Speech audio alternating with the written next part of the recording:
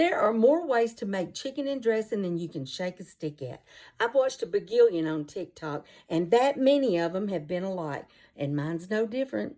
Yeah, it is. It is different. If you want to know how different, follow along.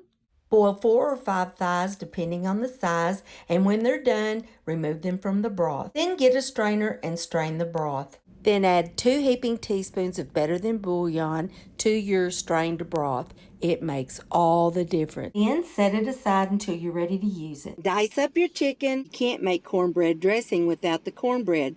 Crumble it up. Dice up a large onion and store it until you're ready to use it. Do the same with a can of water chestnuts and store them until you're ready to use them. Then I chop 5 eggs with a pastry cutter and put it to the side. Now it's ready to assemble, so saute your onions and put them in. Also add your water chestnuts and your eggs. I've also added my chicken. I put my cream of chicken soup, my broth, and my poultry seasoning with my heart. Here's where I add my broth with the better than bouillon. The reason I don't put salt in this is that the better than bouillon has a lot of sodium in it.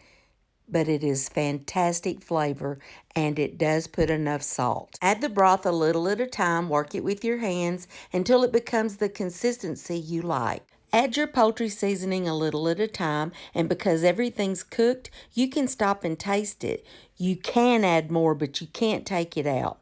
It should be cornbread consistency, maybe a little wetter because it does dry out as it cooks. Keep tasting it. If it's not what you like, add a little more.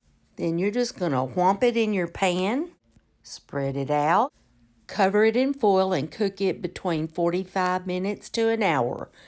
You can tell when it's getting done. If it's not like you like it when you're finished, then take the top off and brown it a little more. You can serve this with giblet gravy or cranberry sauce, or eat it just like this.